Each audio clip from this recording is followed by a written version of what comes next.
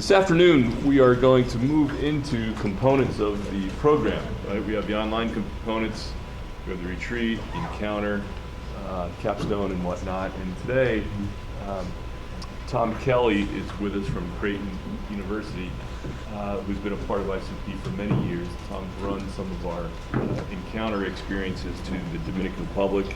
He'll also be running the one to the Keynote Border Initiative today. But he's going to talk about why we go on encounters, what's the value of it, what's the purpose. I get every year, or often many years, I get questions of, why do we go internationally on a lot of our trips versus going locally? And there's value in both, for sure.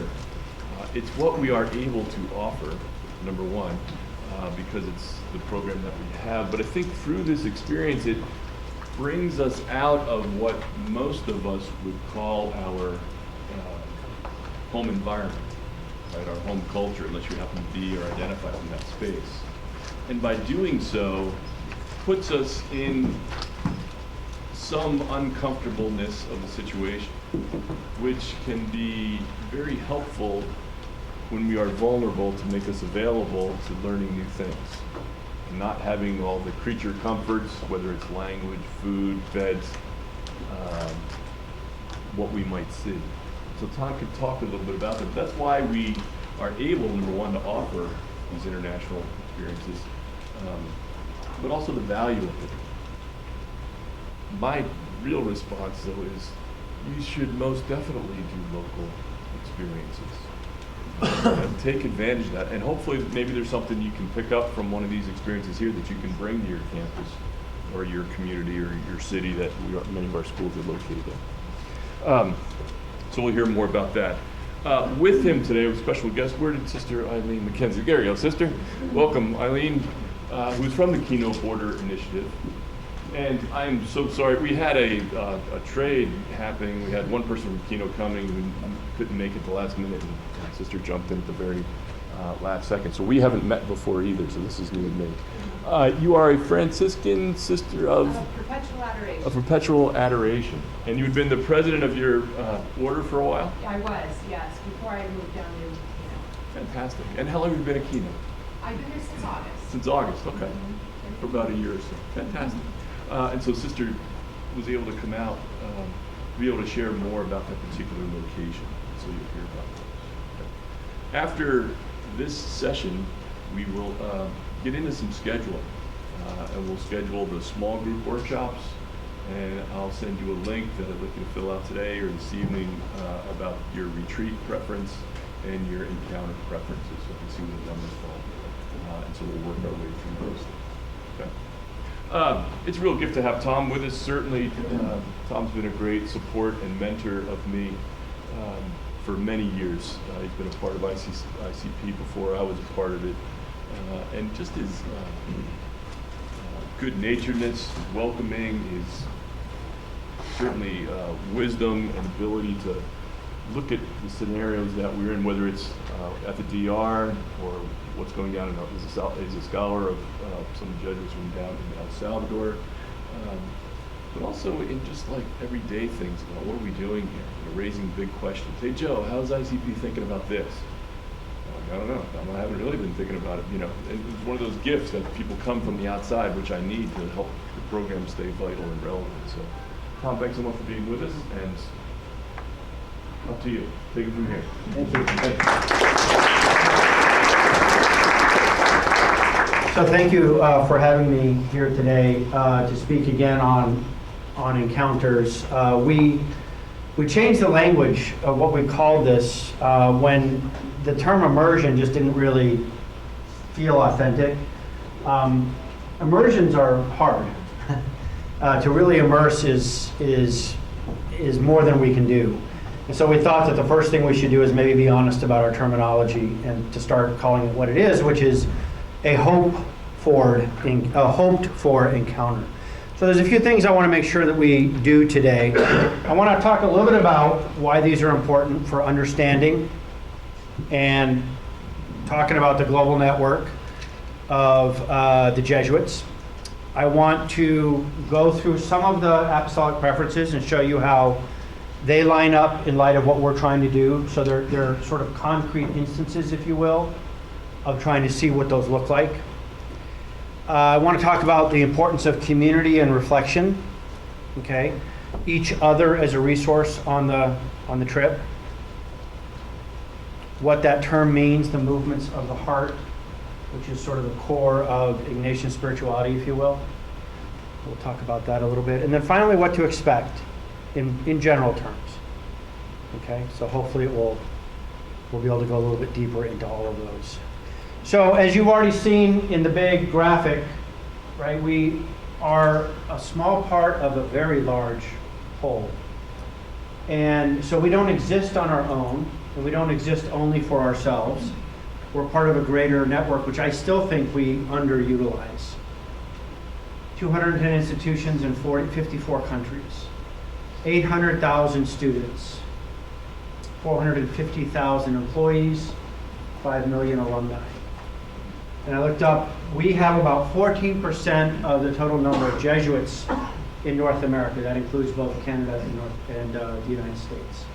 Just to give you a sense of our own space on the globe. So there's a lot going on besides us. As we know, Christianity in general, the future of it is in the global south. Africa, Asia, and Latin America is the fastest growing part of the faith. So it behooves us to sort of understand and experience as much as we can. And we only get a small part of the world in doing so. But we're part of that. And it is a ministry of the Society of Jesus. My spiritual director likes to refer to Creighton as the Jesuit mission on 24th Street. Before anything else, it's a Jesuit mission on 24th Street. And its purpose is to serve the world and to make it better. It's easy to lose sight of that sometimes. Okay? When you get into one of your first modules where you look at the 15 reasons why the assistant to Ignatius put together 15 reasons for why the Jesuits should go into education. You'll see that about 5 of them were for students, about 5 of them were for the society itself, and the rest were for the community that they lived in. It's really interesting.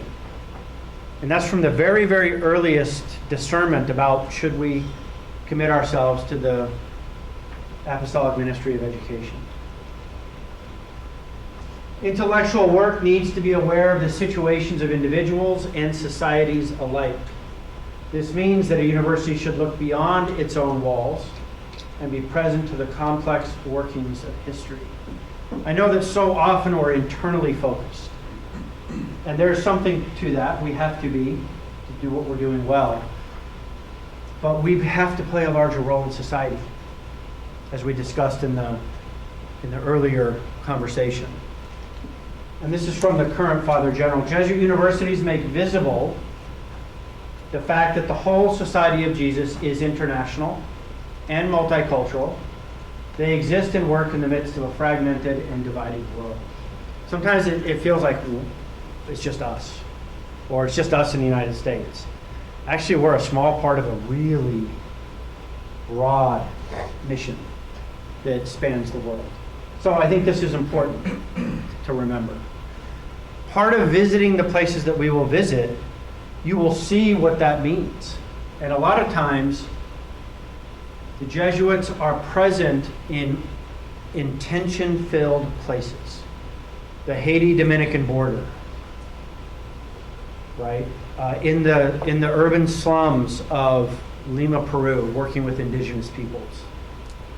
At universities in Central America. And then, of course, on our own border with Mexico. And we're there for a reason.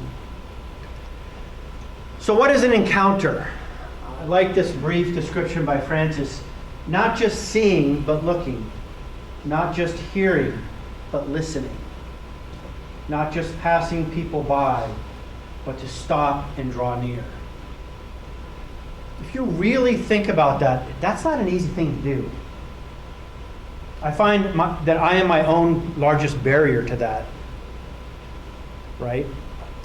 To listen well is hard. You have to shut this down and this. You have to focus on the other intentionally.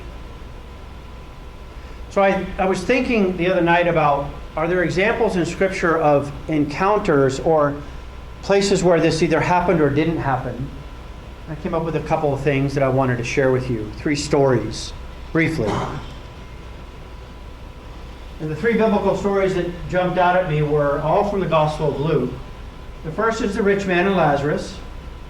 The second is the Good Samaritan. And the third is what actually Father mentioned earlier today, which is the sending out of the disciples, the sending of the 72. And I'll give a brief summary before I sort of get to the point of each one, but I think they speak to this, the importance of encounter. Okay? The first one, the rich man and Lazarus, is interesting. As we know, there's very little about the rich man and very little about Lazarus before they both die, and the story is really what happens afterwards. But I find that interesting. The rich man is never identified as bad or abusive or mean. In fact, there's only one sentence about him, or 2. He's just a rich man who simply ignores the man at his gate, begging. So his choice when he walks by him is no. I'm not going to look at you. I'm not going to listen to you. I don't want to hear about your situation. I also find it interesting in the story, it's a story that Jesus told, that who has the name? The beggar. The rich man doesn't have a name. And in the ancient Near East, names, when someone is named, that gives them an importance over someone who is not. So Jesus is inverting what is important to the people that are listening to his story. Okay? So an encounter missed, perhaps. And then the rest of it is, well, go tell people what happens if you miss this encounter. And Jesus said, no, you have the whole tradition. Or the story says, no, you've had the prophets, you've had people tell you, you have to take care of the poor. What is it about that encounter that's so important? The second story is the story of the Good Samaritan, and we know that. We've all heard it in some version or another. Someone is set upon and beaten and robbed and is lying on the side of a road, and 3 people come by. The first 2 see the person but actually go to the other side of the road and walk by. And the third person stops. And it's interesting, the phrasing they used, it says he had compassion, right? And if you look at the root word of compassion, it goes back to the Latin pati cum, which means to suffer with. So for just a moment, it sounds like the third person actually put himself on the road and said, I wonder what that feels like. So he had compassion for him. I find it interesting in a story with so few details that 2 of the people were identified as sort of working in the temple. They were religious people. They were the people you were supposed to be emulating. They were the people who knew what God wanted, which is why they stepped to the other side of the road, because they were trying to remain ritually pure. And if they touched someone who was bloody, they had to wash for 3 days to get where they needed to be to go in the temple. And then you have this Samaritan, and this has lost all of the lightning that would have happened if you had been there the first time he told this story. It'd be like if I told you the story of the good slaver. No such thing. Samaritans were the people 300 years earlier, before Jesus, who allied with the enemies of the Hebrew people, intermarried with them, betrayed their own people, and then now worship 3 gods up in Galilee. So it's like they've gone bad in every way. And it's this person who Jesus says stops and takes care of this man on the side of the road. So the 2 people who know how to worship and work in the temple think correctly but don't do correctly. And the one who doesn't think correctly does what he's supposed to do. Very different approaches to that encounter. Finally, I find it fascinating in the sending of the disciples that, as Kevin mentioned earlier, when Jesus tells them to go out, he basically says, don't take any money, don't take any extra clothing, don't take a staff. All right, so you want us to be poor, dirty and smelly, and not able to protect ourselves. That's what a staff is for. The answer is yes. Because when you share the message that Jesus is sending them out to share, you're not sharing from a position of power or economic viability. You're sharing with your relationship. The currency for the kingdom is relationship. If they welcome you, tell them the message. If they don't, shake the dust from your feet and keep walking. Certainly gives a spin to the no margin, no mission. And it didn't say they came back and said, Master, you didn't give us a big enough expense account to do this right. So margin didn't have anything to do with it, because relationship is the currency. So in all of these things, we have these encounters that either lead to relationship or reject relationship. And what we're asking you to do is to consider going with us and putting yourself in relationship with people that you would otherwise never probably meet, who I think have a lot to teach us. I've probably learned more from the people that we will come in front of than I did in my doctoral studies about the things that matter in life, about life and death, about what matters, about basic human goodness. So we're not going to save anybody. We're going to learn and possibly be transformed by them. And that's not really a way we're used to thinking of these trips. Many of us go on high school trips where we're going to go do things for people.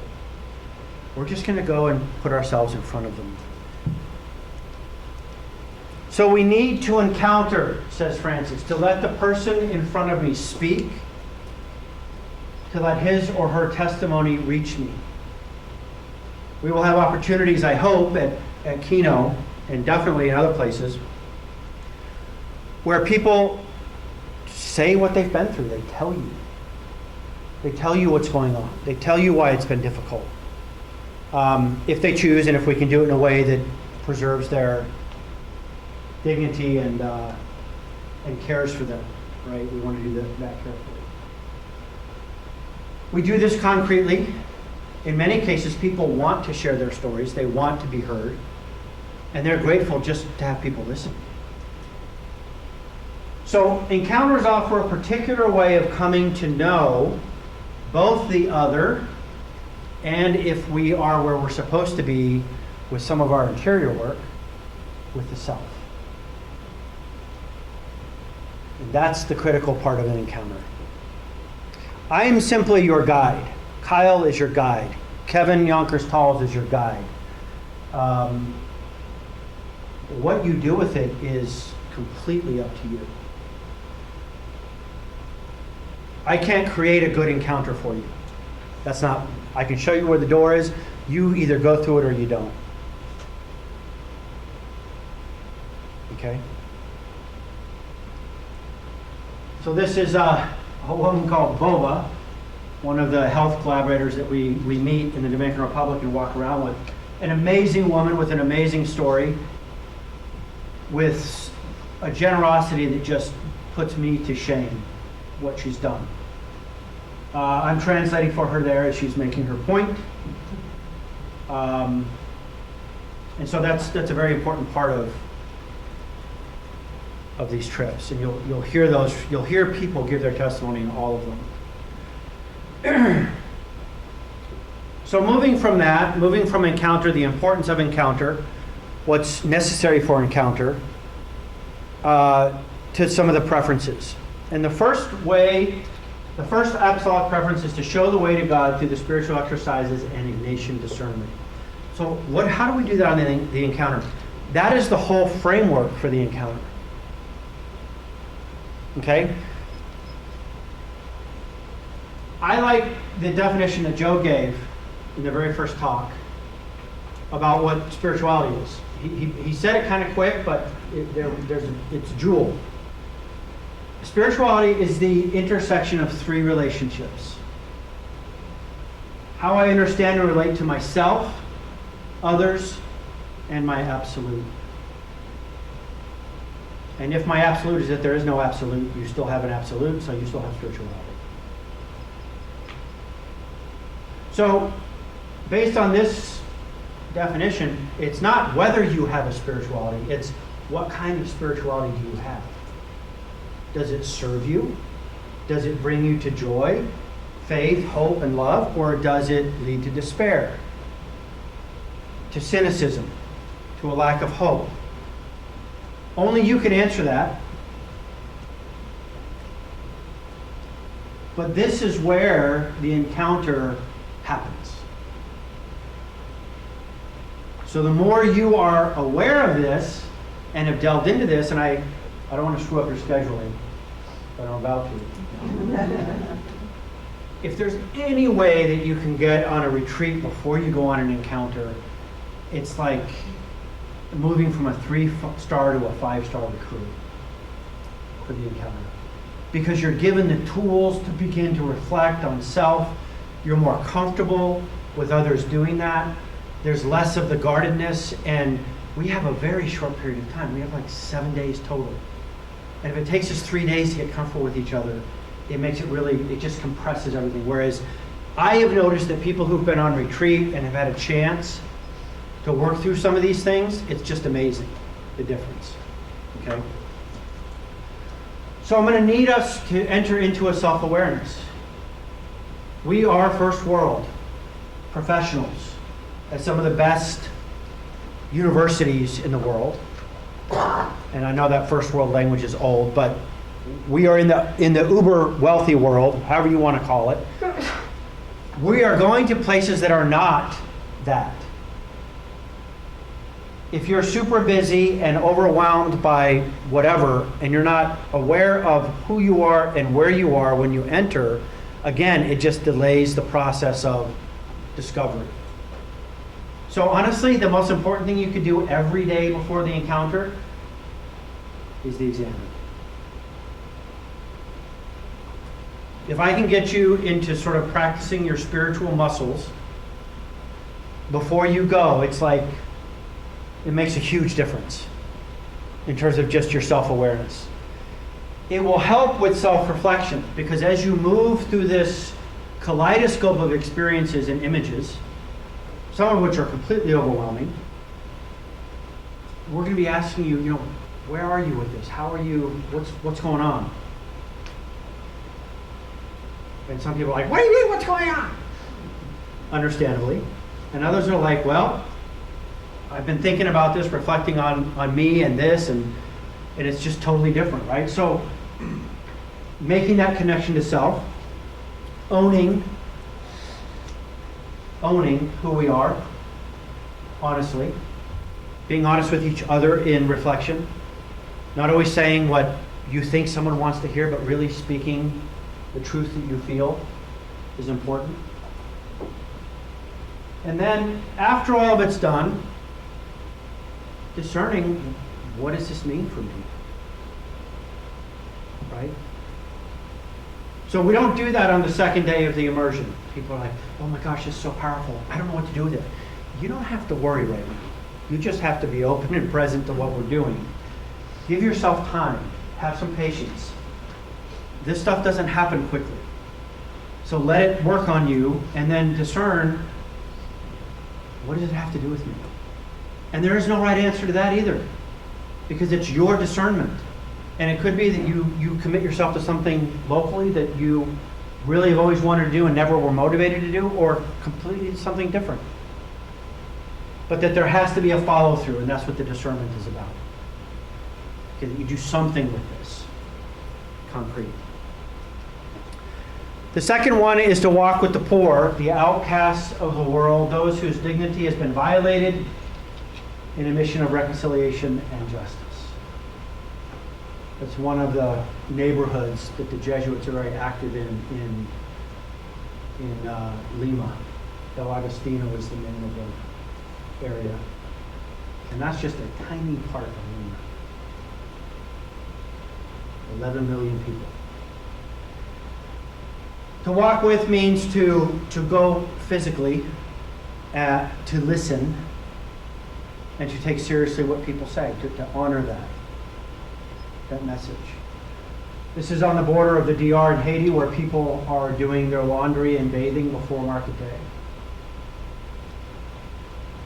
And the Jesuits are here, and they're working with concrete people who are undergoing all sorts of awful things because of what's happening geopolitically and with regard to race in the DR. People being turned away from hospitals based on nationality, so on and so forth.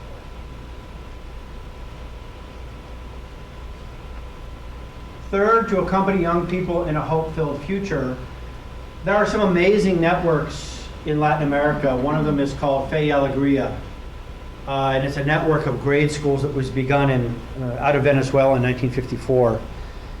And they're amazing. Their sort of mantra is that we are Fe y Alegría is where the pavement ends, right? They go to those places where there isn't a good education system.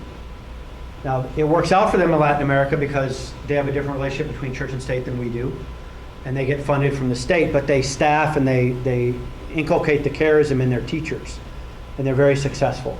Parents will literally camp outside of certain schools in Latin America for 2 weeks to get their kids enrolled in Fe y Alegría schools because of how good they are. So we're going to listen to some of the young people in these places. This is a picture from El Salvador, one of the communities up in the mountains. But you'll hear young people at universities. You'll hear young people in the communities that we go to. And then when you see the hope that they have in the situations that they live in, it's easy to bring that back to our own students, just by way of sharing that story. Colleagues, you guys have gotten to know each other a little bit in the last few days, which I think is great. We can deepen that. We can deepen that, right? How often do you have the opportunity to travel in such an intimate way and establish wonderful friendships? Because you're seeing and you're talking, you're sharing with each other how to process the stuff that you're seeing and hearing and trying to understand. I've seen beautiful interactions where people really, our community is a strength. We don't do this on our own. We do this with each other. And that's why so much of the preparation, the meetings for the preparation, we don't want a person showing up on the encuentro who has never met anybody in the group before because they couldn't make any of the meetings. Not only are they already lessening the experience they could have, but they're lessening the experience of everybody else.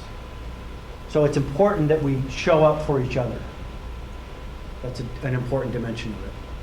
This is on the border with Padre Pete, looking at one of the paths through which migrants will come.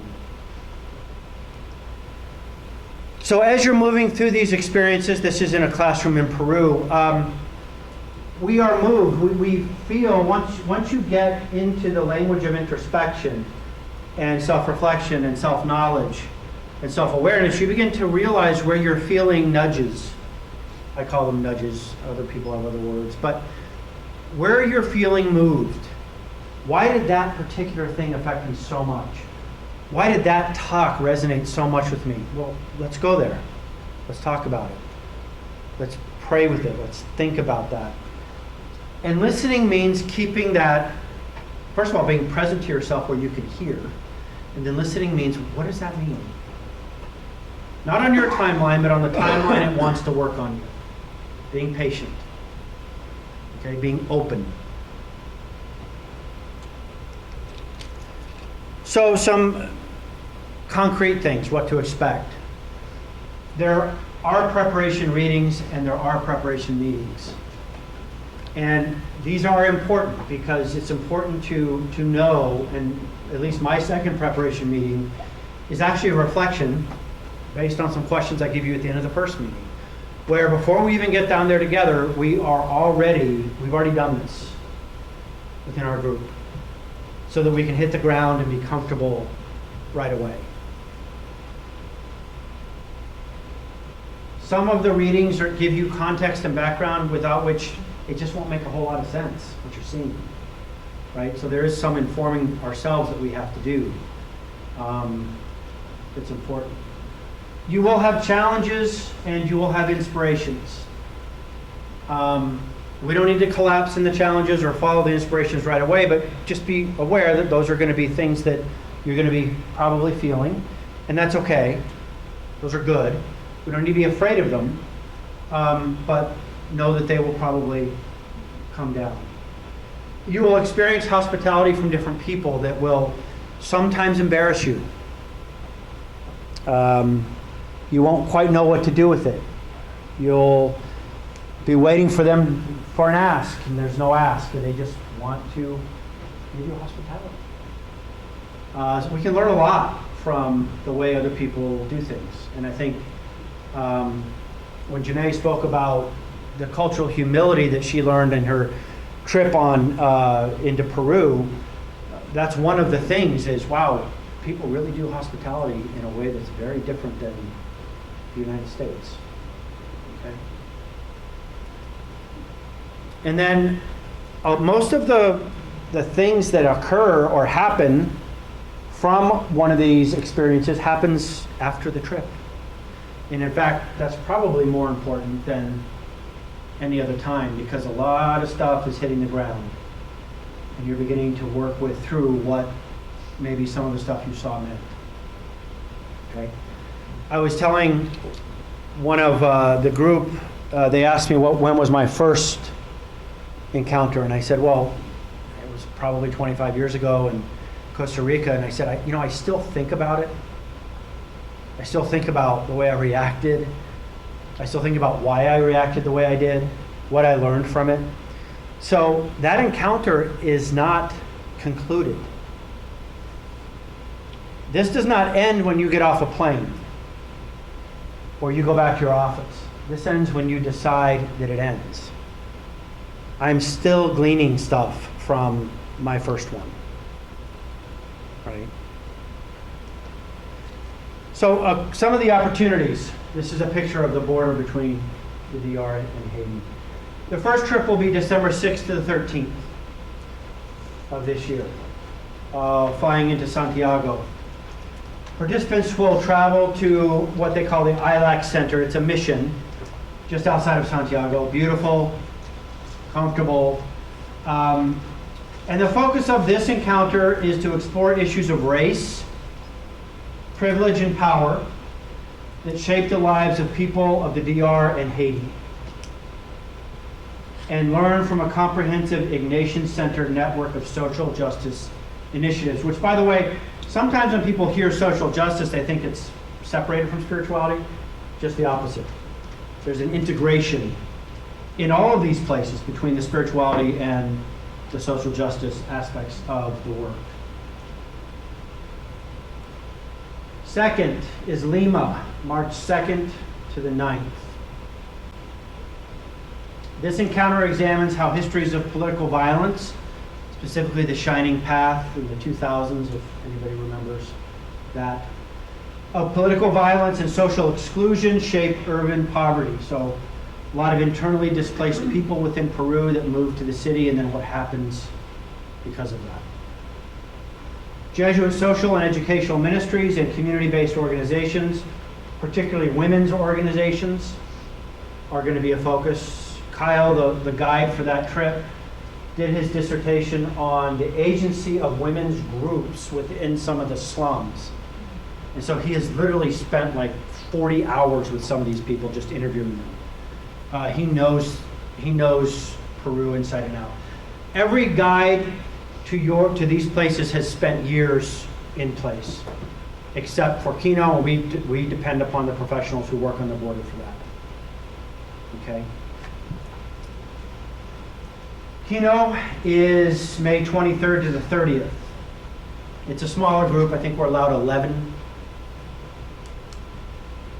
And the Kino Border Initiative focuses on migration with dignity in the areas of direct humanitarian assistance, education, and advocacy work. And we'll get a little bit more depth to that when Sister Eileen talks to us.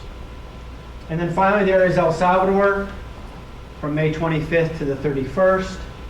This encounter will help participants become aware of and sensitive to the Salvadoran reality by engaging people committed to working for justice. And so a lot of it is the history of the Jesuits there, what the UCA as a university did during the time of war, the consequences of that, and then issues today. Colleagues will visit important historic sites to the Salvadoran Church and hear testimonies of people who knew these martyrs.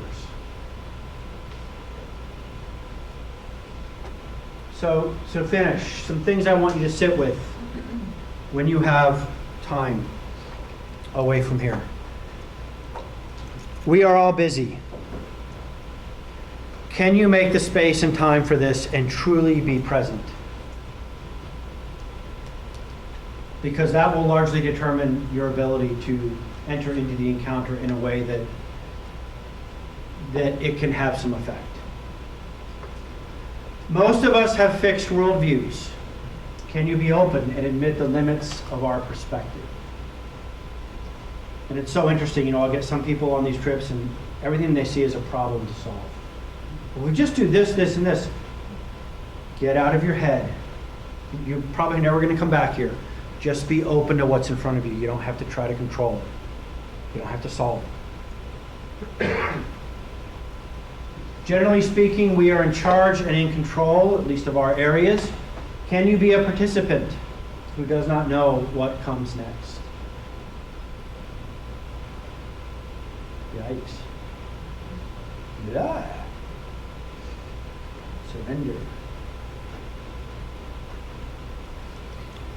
Self-examination can be challenging.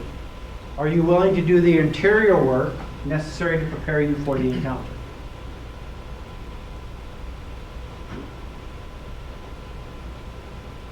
And then finally, will you accept this invitation offered to you? It really is an invitation. It can be just a trip. You can hold your breath and you can finish it. But it could be so much more. And we hope that you'll take advantage of this, that this is an invitation that you will accept and hopefully integrate into your experience as part of the program. Any questions for me? And I'll let Sister maybe get set up on her thing while I take questions. Or comments, or reflections. Yeah. Very minor, but just a question. When you put the dates in there, are those including projected travel time or? Yes, so you would travel on the first date there and travel on the last date home. Okay, so it's sort of inclusive of travel time. Yes. Good question. So how many of these have you done, Tom? I don't know. Yeah, but do you ever experience overwhelm? And how did you handle that? Yeah, I mean. Can you repeat the question? Yeah, so the question is, do you ever experience overwhelm when you go on these? And the answer is yes, because it is, especially if you're a person who begins to make connections about consequences of what you're seeing, it can be overwhelming. And that's why I think it's important to be grounded before you go and to realize that you can work out this stuff with other people around you. It doesn't depend upon only you managing it. That would be psychic overload for anybody. So as long as you realize that you're doing this in community, the overwhelmingness, can be managed. But again, that's based on trust. It's based on some of the interior work you've already done. It's being grounded. That really helps. Otherwise, people do melt down. Yeah, I've seen that. But it's not because they had to. It was because of all sorts of other reasons. So to follow up on that topic, are there built-in reflections? Oh, yes. I mean, we're we're debriefing and Yes. Just asking about built-in reflection and debriefing and conversation throughout Yes. the week. And what I do is, so we pretty much reflect almost every night together. And oftentimes, because I know I have different kinds of people who are reflecting, I'll give you questions at the beginning of the day to think about as you move through, because for introverts, it's very difficult to answer on the spot. they need a little more time to think through stuff. So we try to accommodate different kinds of personalities, but that's a very important part. And you'll also be debriefing individually with each other and with me whenever you want, but definitely as a group, that's a very important part of it.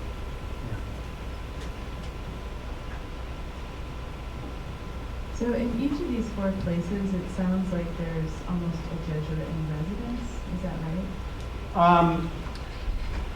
We come up against Jesuit ministries and Jesuit apostolates, but they're not really in residence with us. So where we're staying, there won't be a Jesuit. But where we visit, there will be. I see. And I guess my question is, what, if any, understanding is that of the people whom we are encountering? Rephrase that? Sorry. So what, if any, understanding is there of the people who we encounter in terms of our role, their role? Is there any readiness? Oh, yeah. So let me just give you an example, and this is, I think, pretty standard of the different trips. Before we go into a community, you get background on what we're going into. Who makes up the community, how they got to this situation, what are some of the dynamics of it, okay? The community that we go visit, they know we're coming.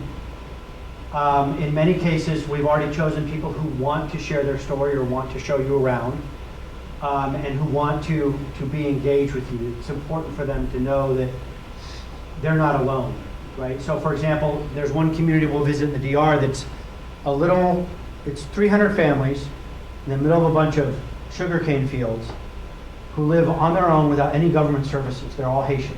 Most of them are Haitian. And they're on their own. They're out there.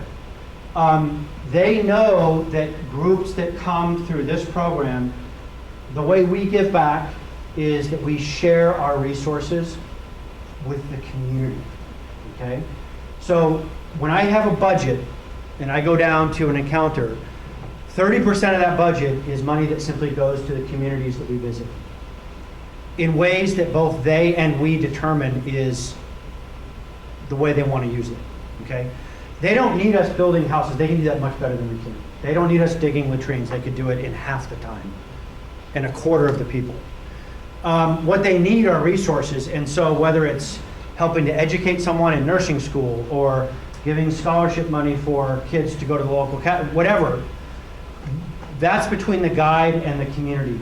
But I'm happy to share with you how I do it on my trips. Kino, we just trust to, we give the lump sum to Kino and they use it in the work that they do. But that's what we have, is the resources that we bring. So yes. Say a word about safety. Yeah, safety is really the result of listening to the guides and the limitations that we put on ourselves on the trip. So if you listen to that, we will keep you safe. If you wander off at night wanting to explore downtown Lima, you're not going to be safe. So listen to the people that you are traveling with. We're in touch with local people. All the time. I literally, I probably get 15 or 16 messages a day from people in the DR that I'm in constant contact with through WhatsApp. I know what's going on in the ground. They know what's going on in the ground. We're very tuned in. We're also watching State Department warnings. For example, this year we're not going into Haiti. People who lived in Haiti aren't going into Haiti. So we will keep you safe. But there has to be some mutuality there where if someone says to you, and this happened on one of the trips, don't carry your purse as you go. And someone carries their purse, and what happens? A motorcycle comes by and yanks it off an arm, and the person gets pulled down into the street, and they've lost everything. They were safe, they just didn't do what we said to do in order to be safer. Okay? So that's, I don't know if you wanted any more on that. I know that we obviously are professionals at taking people to clinics and hospitals if they need it. My second on my trip is actually a doctor, a Dominican doctor who does a lot of community health. So that's built in terms of the health stuff. But we all know the best places to take you, how to take care of you. We've done it before. Yeah. think the one thing you'll see when you get closer is you may pay attention and say, oh, the State Department gave a level 3, right? And so what do we do with that? Right? That's when we talk to the leader, who talks to the folks on the ground, and they determine where we are going, whether it's safe or not. Each person may have to get clearance from your own institution, and sometimes an institution will say, no, you can't go to a certain place. Fair enough. But if we determine that going down to wherever we're going in that area is going to keep you safe, whether it's El Salvador or other places, we'll go. We're in no need to be on the cutting edge of safety things. I've rescheduled many an encounter experience. But it's kind of like, you know, when my mom used to call me when I lived in Oregon, said, it's snowing there, I hear. And I said, I'm sure it is up in the mountains, Mom, but I'm 250 miles away. Or as the head chief of council said, looking at, I forget where it was, like El Salvador or someplace at the time, and I just landed here for orientation. He was talking about how it's safe and not safe. He said, well, it's not like you're in Chicago or anything. I said, huh. Think about that. I didn't think twice about that. So the particular areas we're going to go, and we will be in constant contact about that. And if you have to change it, we certainly will. But just so you see that level 3, that'll raise some questions.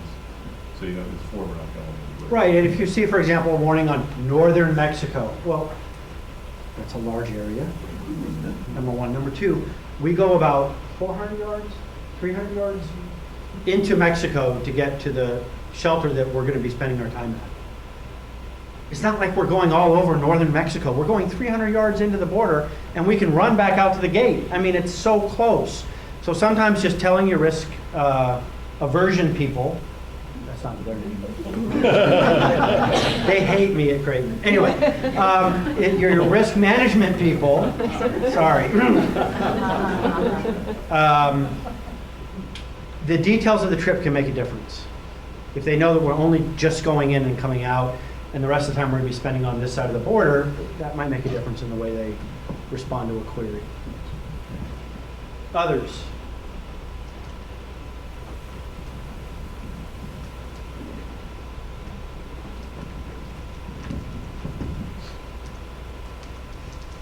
Yes. In terms of your passport needs, I'm sorry. Yes. In terms of passport needs, I noticed, you know, of course, that's not necessarily on schedule. Is the assumption that you're going international, you should check your passport, Yes. do all of those things? Yeah. Right? There's probably no reminders for that. Thank you for that. We do remind you in the material we send out about immersion that some people read and some people don't. But it's a longer line now to get a passport, so make sure you give yourself time. And if it expires within 6 months of your trip, they will not let you travel. So it has to be good for like 8 months after you get back. A lot of people miss that detail. So make sure you check your passports and the date that it expires, and if you have to get it renewed, do it quickly, or, yeah. Okay, so just make sure I'm clear. So along with picking the dates, right, there's some personal internal math on your own documents. Right. How long, if you have it, if you have to apply all those things that you're expecting us to do that. Yes. Thank you. Don't wait. You can do it as soon as you get home. Really helpful. Same with, we'll talk about immunizations too, depending on what country requirements or suggestions. You work that out with your own physician. Tell them where you're going. They'll tell you what you need, and you make your picks and choices. You can't recommend what you should get or any of that stuff. That's all on you to work out. But be thinking ahead, because that oftentimes takes several weeks to get in some areas. So you don't want to wait till the last minute to, oh, I got to go get a couple of shots real quick, right? Plan that out. Joe, this one might actually be for you a little bit more. Like, I know we'll do the preference form and the scheduling. Do you know usually when we kind of get the confirmation back on, like, all right, this is the one, just so we can start locking those stuff down in our calendar? As soon as the numbers line up the way that they need to. It's a long way to say, it should be in August. Retreats will be easy. They're bigger places they go. It's a matter of your flexibility. So if everybody said, send me wherever you'd like, Joe, I could do it tonight. Or give me 3 out of 4 places, I could probably do it tonight. Happy to do that. It's the ones that go like, I can only go on this because the other ones are really significant reasons, you know. There's a board meeting or there's a wedding of my kid or whatever, something. But to try and make the space to go, can I really do that? More flexibility, easier, but hopefully in August I'll be able to sort of back. So Tom's probably a stupid question, but do you carry money? Do we carry money? Do we bring money with us, or? Each group that goes into preparation will answer that for that group. Yeah, so that's a totally different answer at Kino than it is in El Salvador. Yeah. All right, thank you so much. I want to make space for Sister Eileen.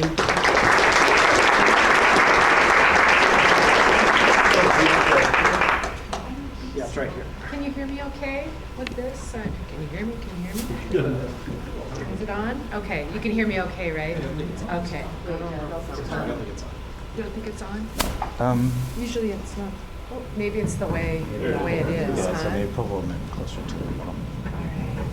I'm always afraid I get kind of loud sometimes, and so. No, I'll use that, but then I'll break into karaoke. I'm afraid. Is that a little better? Is it better, or? Yeah. Not really. Why don't I just use the handheld? Yeah. Now I'm just warning you. I could watch out. So thank you very much. It's wonderful to be here. Do you need to stand up, move your hips or something like this? I feel like I've been genetically hardwired for siesta. So if you feel like you're okay to go on. I'll only go for a couple hours. No, my name is Sister Eileen McKenzie. I'm just really grateful that it seems like I'm providentially here. I am a Franciscan sister of perpetual adoration. And now that I am in Nogales, and as I was listening to your talk, Joe, I was thinking of the discernment from my own immersion experience brought me to where I'm ministering right now. So I had a sabbatical after I came out of leadership, and we have a program now called Catholic Sisters Walking with Migrants, and I happened to enter into it. And when you let go and you go into discernment, it takes you into different areas. So I'm really happy to be able to share this with you. I minister at the Kino Border Initiative, and I'll talk a little bit about immersion, but I really like that take on it, that it's really about encounters, and that's so much a part of Pope Francis's call to us, to encountering each other, of encuentros, as we call it, down in the southern border area. Let me see if this will work. Okay, good. So I could read to you who we are. We're a binational organization, and we are inspired by Jesuit spirituality, but also by the missionaries of the Eucharist. And we are in Ambo Nogales, which means that we are in Nogales, Arizona, and Nogales, Sonora, Mexico. But I think in addition to that reading, I'm just gonna share with you a little video of Kino, and just to let you know, this was filmed during Title 42, which was during COVID, and that's when the border was completely shut down. There was no crossing it, except by U.S. citizens who could go back and forth. So you'll see it. There's a lot of masks, but right now, actually, the difference in what our situation is not that different. So it's very relevant still.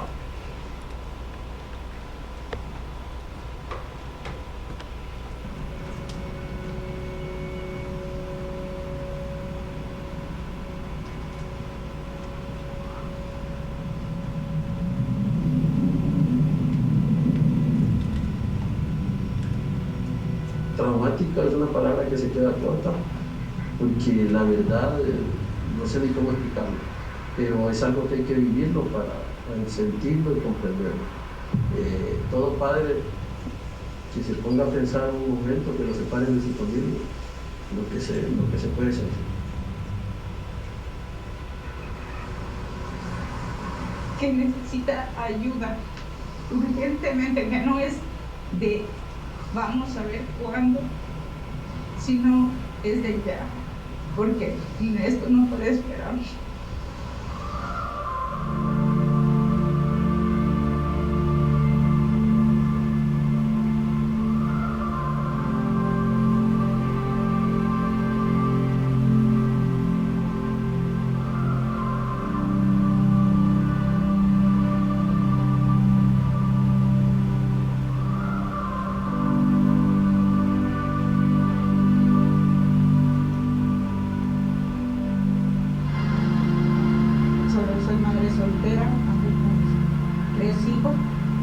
y la verdad que ya me siento cansada de todo lo que he vivido, tanto aquí como en mi país en Ohio.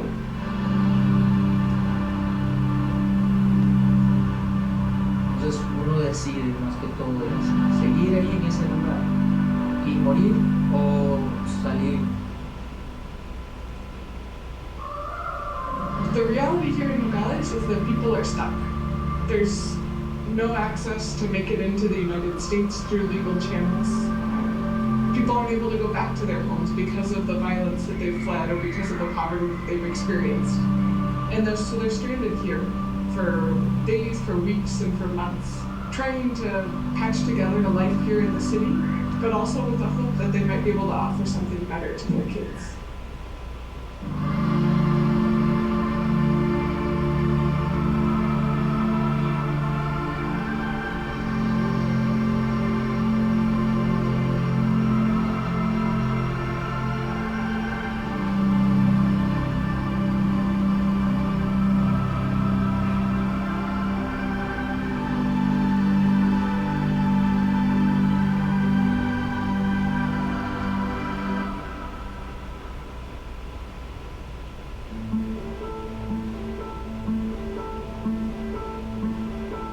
So when we talk about KBI as a space of community, we're really a community of families. We here in our shelter have many families, many small children, and many of the migrants who are coming to receive services are in families. It's mom and dad and their kids. And I think it's been so important for us in this last year to rise to the challenge of creating a safe space for those kids. Whether that's a place for them to play soccer here behind me, whether that's our child-friendly space that Save the Children runs with different programming on a daily basis. It means expanding our medical assistance so that we can really provide high-quality medical care to kids. And it also means fighting for kids' rights here in Nogales, Sonora. I remember a mom a couple of weeks ago that I spoke with who's been stranded in Nogales for 6 months. But as soon as she got here, she worked with our KBI staff to figure out how to enroll her kids in school. And her daughter only goes to school 2 days a week for 4 hours because of limited access to schooling and because of COVID. But she said, it's so important for me for my daughter to continue to study because I want her to be able to continue to dream. And I think that space of imagination, especially from a Jesuit perspective, and St. Ignatius emphasizes this idea of imagination as a tool of prayer.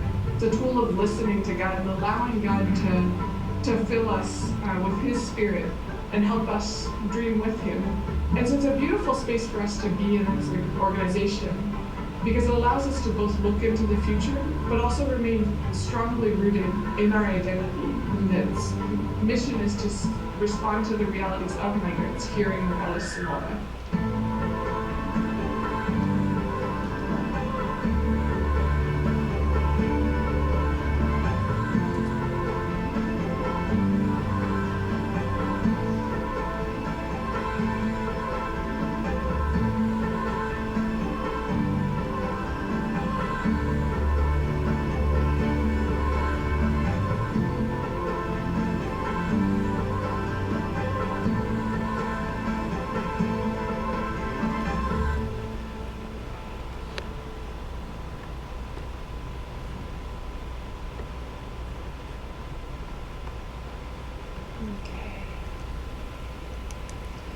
So that speaks, hello? Okay, so that speaks a little bit to what we do in our service center that's located in Sonora, Mexico, Nogales, Sonora, Mexico.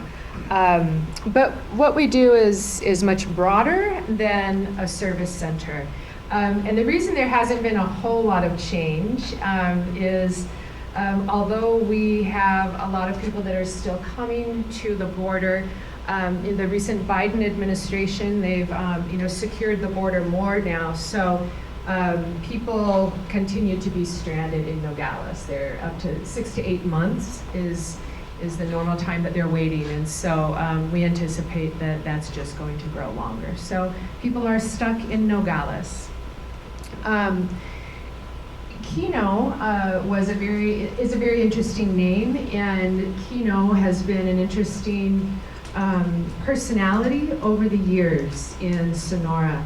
A lot of people say, what does Kino mean? What's the Kino Border Initiative? So Padre Kino was the first Jesuit missionary who was missioned to Pimeria Alta, which is the area in Sonora and in Arizona. So he was missioned, I believe it was in 1645. Don't quote me on that because I have a slide where it's actually got that on there. But he was missioned in the 1600s, and he made incredible changes to the area. He went, of course, to evangelize, and that he did. But in addition to evangelization, he worked with the social setting, he worked with the environmental setting, he worked with civil communities to really create a place of sustainability and peace in the area. He's known to be a cartographer, a pioneer, a cowboy, a peacemaker. He's kind of a larger than life personality, and he's in the process of canonization. His body is about 1 hour south of a drive from Nogales. And so during his time in the Pimeria Alta, he established 24 different missions or visitas, as they might say. And so if you go into Tucson, there's a big Kino Boulevard. If you're going into Phoenix, there's a statue at the Capitol. And of course, not only in the region is his history very important, but of course in the Jesuit mission history as well. So I'd like to give a little bow to Padre Kino. A little bit more recently, though, the Kino Border Initiative has been around for about 16 years. It started in 2009. If you'll notice on the screen, that's Sister Maria Ingracia, and she's a missionary of the Eucharist. And in 2009, 2008, I think it was, they started doing rapid deportations. They changed from El Paso, Texas to Nogales, Arizona. And so she and her sisters were there, and they just noticed all of a sudden there were a lot of men that were hungry and lost and in need of medical care that were just being dumped into Nogales, essentially, is the way she says it. And so she said, well, you just do what you gotta do. So they would cook meals in their kitchen and put it in the back of their car, and they would go to the border and they would serve it out of the back of the car. So she did that until the municipal authorities told her that she couldn't do that anymore. And she said, oh, okay, well, that's fine. So then she decided to see what she could do with the municipal authorities. And then you bring the Mexican Jesuit province and the American Jesuit province and Jesuit Refugee Corps and the Diocese of Tucson and the Diocese of Nogales. And that's where you have an initiative in which we now have a thriving mission that's on the other side of this that has been, and it continues to grow. Unfortunately, the need is growing, but the response to the call is growing as well. So we offer holistic care to people in migration. We advocate for political justice with immigrants, both in Mexico and in the United States, and we provide education through encounters. Just a couple brief things about our education. In 2023, we hosted 36 immersion groups, 96 day visits, and then 180 presentations in classes, conferences, and groups. We have something we call the Kino Teams. We have 15 different Kino Team groups that are very active in accompanying and political advocacy in different high schools, different Jesuit high schools throughout the U.S. The goals for the experience of being at the Kino Border Initiative really are threefold. In the experience, we want to humanize what the immigration issue is, which is very hard to do when you're not in it. We want to accompany people in different ways and different people along the process. And quite frankly, we want to complicate the issue for everyone who comes. Because we come with our understandings, we come with our own judgments, our own experiences, and it's much too deep and big of an issue to leave it simplified as that. And so how do we do that? We do that through different encounters. So the first encounter that we do are with people who are actually in migration. Most of the people who come through the Keno Border Initiative are forced migrants. About 70% of them are internally displaced Mexican nationals. And then we have others who come from all over the world, including Haiti, Venezuela, China, Jordan. I mean, they come from all over the place, and they come through our doors. We offer opportunities to serve people who are in migration in our comedor, but we are very clear that it's not a service experience. This is an opportunity to engage with people. And for many people, they're used to it being the other way around, of being served by people who have migrated to the country. And so it offers them an ability to have a different experience. But we also offer opportunities to play, to interact, to have conversations, and most importantly, to listen. And the language barrier is always something that is brought up. And there's so many different ways of communicating and listening besides knowing a language 100%, right? We also offer an opportunity with that which completely disrupts personal encounters, and that's with the wall. We have a downtown tour of Nogales, and we talk about the history of the wall, the politics behind it, and the impact that it has in so many different people's lives, and quite frankly, in Mother Earth as well. For some groups, we bring them to the Border Patrol Station in Nogales, Arizona, and they have an opportunity to listen to really, as they would describe themselves, boots on the ground that enforce the policies of immigration that the United States is currently has on the board, and that changes quite a bit as they will tell you. We offer an encounter with the Sonoran Desert. We go on what we call like a solidarity walk, and our participants are invited to walk on the very same trails that cartels bring people across quite frequently.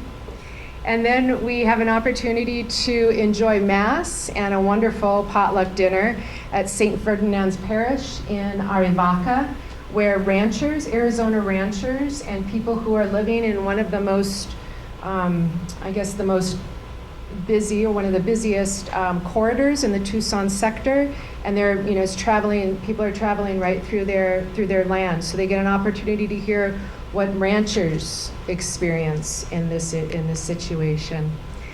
And if people have the opportunity, because we try to individualize to what the groups have as far as time and interest. We also offer opportunities to encounter the Sierra Club, where we learn what the impact on the environment is of the wall. The Pima County Cemetery, where we have a walking reflection and prayer services, where people who have not been identified but have been found in the desert are buried. We offer an opportunity to visit the Mexican consulate in Tucson, as well as the federal district court, where people who have been in detention for crossing into the United States without inspection or in between ports of entry, and they have a legal process that we are able to witness. And we also offer opportunities to speak with Francisco Cantu, who is a KBI volunteer way back. He's also an ex-Border Patrol officer, and he wrote the book, The Line Becomes a River. Most of these encounters, as we go deeper and deeper into reflection and complicate things more, we invite all of our participants into that area of where do you feel the call, right? What's this discernment? What's going on within you? You feel conflicted, and we would hope, actually, I should be very frank, we would hope that there is some feeling of conflict, of getting out of our comfort zones, and then discerning and praying and really listening. Where do we go with this? And we really support at the end both accompaniment and advocacy when people return. And so we have the very last part of our experiences are kind of a next step issue of what do you feel called to do, and being in a place of privilege, what are you going to do with that when you go home? And then we are committed to stand with you in whatever way that might be. I'm just going to share a couple of things of what a student said from Canisius College this year. He said, "This was very difficult but a good experience. I feel like I was able to step back from my life to look at the larger picture and realize that my problems are pretty much insignificant compared to what others go through. I had a decent level of knowledge relating to immigration coming in due to a Spanish class I took a year ago, but the experience helped fill in a lot of gaps and explain the issue better. I personally believe this is an experience of all people, that all people, regardless of age or belief, should have, because the topic certainly isn't how it's portrayed in the media." And then a faculty member from Georgetown who was just here within the last couple of months says that the immersive experience not only exceeded my expectations, but also profoundly changed my life's direction. Spending a week infused with purpose and meaning inspired me to increase my volunteer efforts in this field. With over 2 decades of teaching about immigration and social justice, coupled with extensive community-based research and advocacy, I'd never worked directly at the border. This journey significantly enriched my understanding and reinvigorated my commitment to immigrant justice. My extensive background in education has given me deep insights into pedagogy and best practices. I was particularly impressed by Inigo and the entire staff at Kino. Their high-level pedagogical skills were evident. The thoughtfully designed sequence of events enriched the entire experience. Were those just two shameless, two shameless pieces of it? But I do have to say, we do get very good feedback, and we get conflicted feedback as well, that people don't understand sometimes why things can't change, and sometimes we do come with this mentality: if we only did it like this, if we only did it like that, and that's where we invite people into advocacy. So. Now you're ready for a siesta, right? Yeah. So that's I'll just stop it right there. Again, I just thank you so much for just what you're doing in the Ignatian family, for your presence, your service, and definitely for your time this afternoon. Thank you.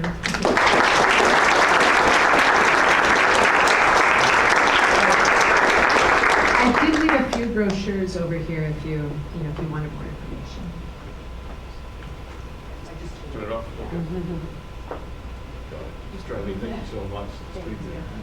And that shameless plug was quite timely, especially the student ones. Have a representative over here from Canisius that probably appreciated that greatly. Oh. They had a good team. Among others.